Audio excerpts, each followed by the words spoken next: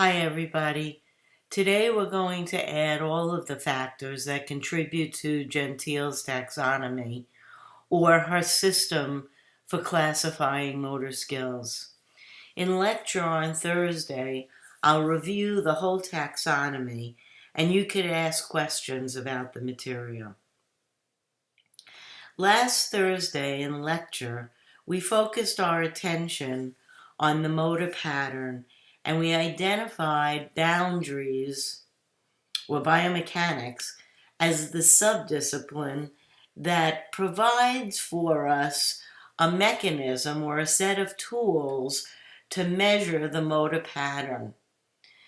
Intertrial variability is the variable that Gentile studies related to the motor pattern.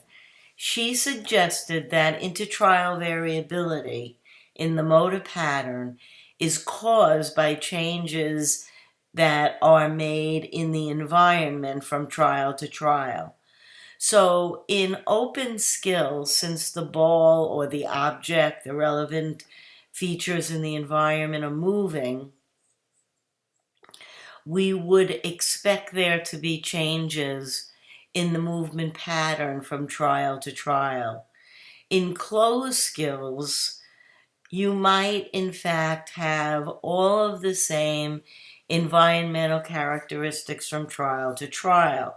For example, in bowling, on the first shot, you are involved in a situation where you could always use the same movement pattern or attempt to use the same movement pattern and possibly be very successful from trial to trial. What other kinds of changes in the environment might occur that would create intertrial variability? So here's starting to put it all together. You can see that we're looking at the idea of environmental predictability that's related to closed and open skills, and the relative predictability of the environment. Is the environment predictable or not? That predictability also affects whether I can use the same movement pattern or I have to change the movement pattern. In other words, is there intertrial variability or is there not intertrial variability? You can see the basketball free throw on a regulation court. Anytime I go up to the line, it is a closed environment and the relevant factors in the environment or the relevant changes in the environment are absent.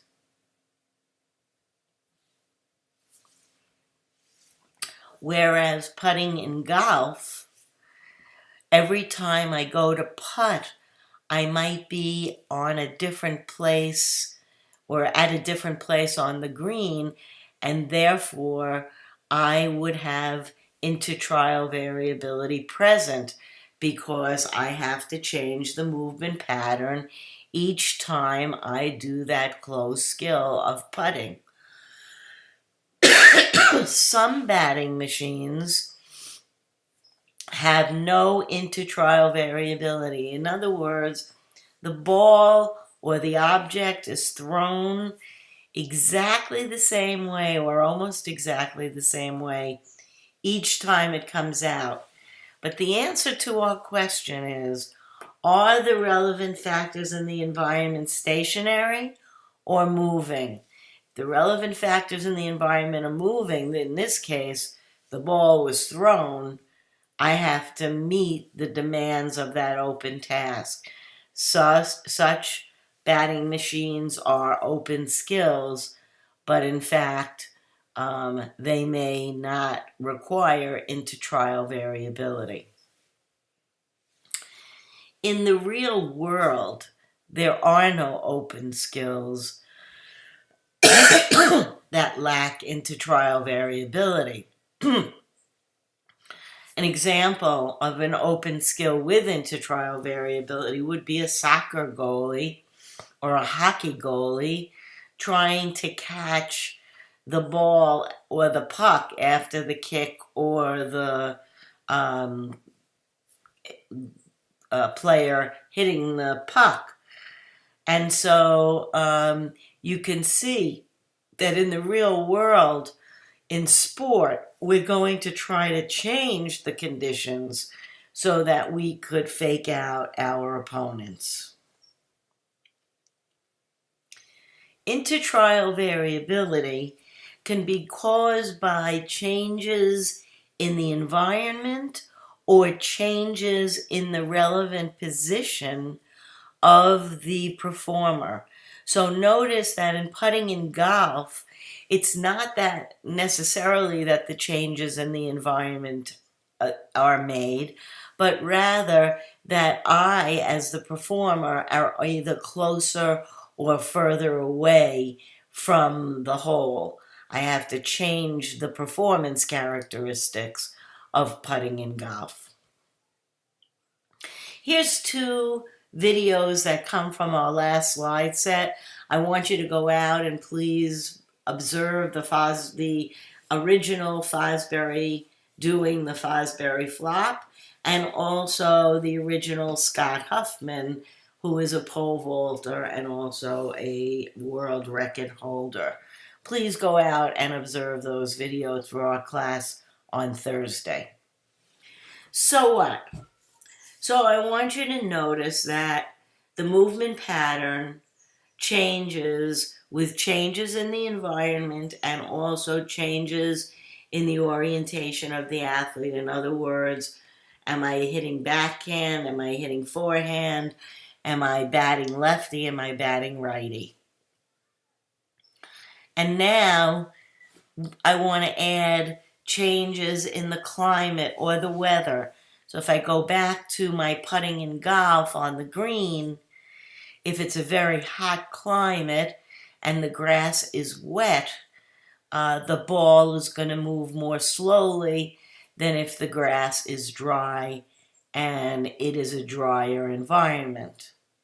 So I have to change the conditions of my movement pattern if those conditions about the climate, the environment change.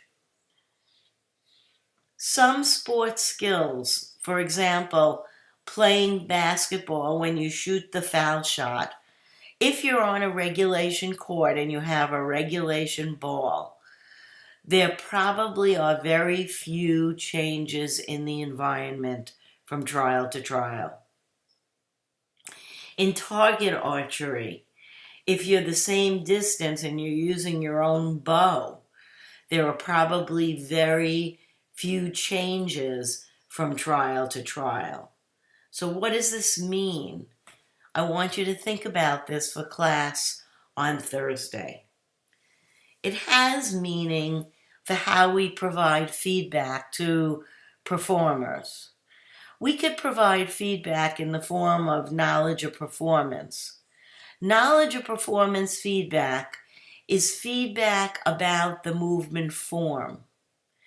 It's appropriate for certain closed skills because in those closed skills, for example, the basketball free throw or target archery, a single movement pattern could emerge late in practice. Most likely in physical education settings and a lot of coaching settings, focus is on knowledge of performance feedback about the movement form, even in open situations. Remember that in open situations, the movement pattern changes from trial to trial. So what would that knowledge of performance feedback be used for? When might an individual actually experience that particular performance again in an open situation or even a closed situation where the relevant factors in the environment might change from trial to trial? There is intertrial variability. Another type of information feedback is knowledge of results. Knowledge of results feedback is appropriate for open skills because in open skills, there's a diversity of movement patterns that emerge, and thus it wouldn't necessarily be appropriate for me to provide knowledge of performance feedback, again, because of this diversity of movement patterns. So I might have to focus my feedback on other parameters. In other words, how fast is the ball moving? Have you noticed the spin or the change-up related to this pitcher's dynamics? So I wanted to remind you of, in one of our very first slide sets, we started to talk about different types of movement. And within those different types of movement, we had adaptive movement and non-adaptive movement. Adaptive movement was defined as goal-directed. Goal-directed movement is movement that's carried out to meet a particular goal. In other words, brushing your teeth, driving your car, playing soccer. These are all movements that are carried out to meet goals. Me talking to you right now, I have a goal and I'm moving to talk to you. In adaptive movement we're looking at either movement that's made to change or maintain the position of the body. Sitting in front of this computer right now, I'm maintaining the position of my body. I could also maintain or change the position of an object. At the moment, I'm not manipulating any objects, but now I am manipulating an object. So I could have any combination of A and B. Manipulation of an object we label as limb transport manipulation. That's what Gentile called it. We're going to refer to it mostly as LTM. I'll never ask you to bring up the words limb transport manipulation, but I might use it in a question, so I want you to know what it is. Basically, it has to do with object manipulation. In other words, are we manipulating an external object or not? Notice that you can have LTM, that would mean that you are manipulating an object, or no LTM, no manipulation of objects. So I want you to notice the two doctors that I have on the screen. Both of them have stethoscopes on, and probably if they're in an upright position, as they are in these pictures, all of the things that they're carrying become part of them.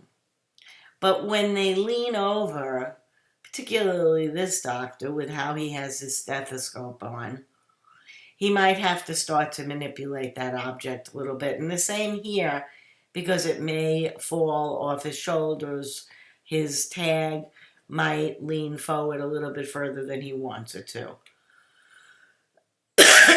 Our clothes and our shoes, for the most part, become part of us. I don't think we're manipulating those objects. But certainly if I were to walk in stiletto heels, which I've never done in my life, I would have to manipulate those objects differently than in my regular heavy-duty shoes. So movement of the body refers to whether the body is stable or the body is moving. And so I want you to notice in track and field, when a person's in the relay race, obviously their body is moving. In these still photographs, it's hard to depict motion. Now, in the car and on the bicycle, we have a very specific case here. Because even though the performer is stable on the bicycle or stable in the vehicle, the instrument that they're using, either the bicycle or the car, is actually moving. And the issue with regard to movement of the body has to do with what we refer to as dead space in front of us. If you think about the idea of information processing for a second, we can measure information processing by looking at the reaction time phase. The length of the reaction time is a good measure of how much information processing a person is actually engaged in, or how difficult that information processing might be. Reaction time is a period when you can't respond. When you're in that reaction time, you may notice changes in the environment, but until that phase ends, you cannot begin to process the next phase. Here's an example of that in the real world. Have you ever locked your keys in the car? I have. As the door was closing, I knew that the keys were in my car, and I said to myself, "Oh no!" I probably said something different. However, you get the point. I knew the keys were going to get locked in the car, but there was nothing that I could do physically to move until it was too late. The car was closed. People have locked children in their car by accident. Today we have great clickers that help us because we can't lock the key in the car. First of all, there is no key. And second of all, it couldn't get locked in the car. It would tell you that it's in the car. So movement of the body has to do with this dead space in front of you. When you're moving, you have to account for this reaction time. So in other words, if someone were to put at this moment his or her foot out right there in front of the track athlete, he would not have enough time to make the change without tripping over the foot. But if the foot were out here, then he or she would have enough time to make a change in the movement pattern and respond before the distraction was in the environment or the problem was in the environment. So in a car and on a bicycle and on a skateboard and on skis, the body is moving. Here we could look at both of these factors in combination together. Notice that you have the body is stable, my body is stable. I could get up, I don't know how much you can see of me, and I could walk away, and I come back. That would be body transport. I have no LTM, and now because I'm pushing on the chair, I have LTM. Now, because I have a pen in my hand, I have LTM. So I could have a body stable task like standing still empty-handed. I could have, that's no LTM. I could have a body stable task that is with LTM, reaching for a cup of coffee, in this case on my desk. I could have body transport. I'm not going to get up again. But if I were running around an empty gym, I'd have no LTM. I wouldn't have anything in my hands or running around the block. And if I were a wide receiver, boy, I would have loved to play football. What a fun game. What a wide receiver would be involved in is body transport and with LTM, because the football obviously is the manipulation of an external object. Well, what about looking at this with closed skills and open skills? Notice that now we have the relative predictability of the environment, closed or open. We have whether the body is stable or being transported. and whether the body is manipulating an external object. And finally, the entire taxonomy. So what I've added from the last slide is, does the movement pattern change from trial to trial? Gentile, in describing her taxonomy, argued that we could classify skills from easiest to hardest if we set up our taxonomy exactly as I have it set up right now, from the top left-hand corner to the bottom right-hand corner. So it's easiest to do a body-stable task with no LTM, in other words, no manipulation of objects. Right now I'm manipulating an object, the trackpad. My body is stationary, and there is very little intertrial variability. This is my desk. I come here all the time, right? That's an easy task for me. But if somebody started to move things around, and I wasn't used to it, and I had to get out of here, that changes the conditions tremendously. The hardest task would be an open skill, in other words, where the environment is moving. Obviously, I would have changing conditions where my body is being transported and where I have LTM, and that would be the example of the wide receiver.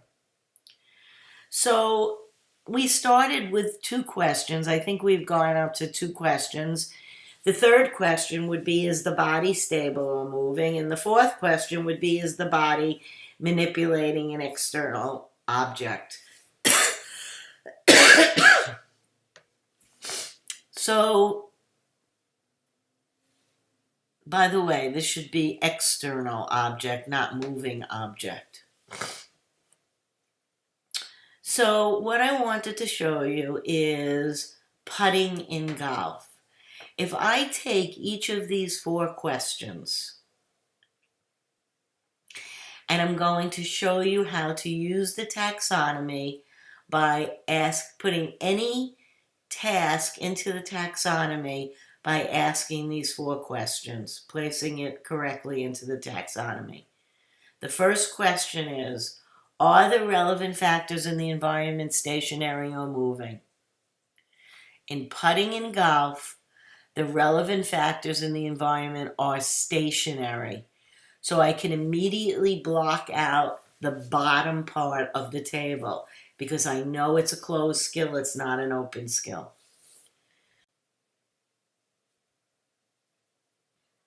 By changes in the environment or the body position. In putting in golf, the movement pattern changes from trial to trial. I'm different distances from the hole. It may be uphill, it may be downhill.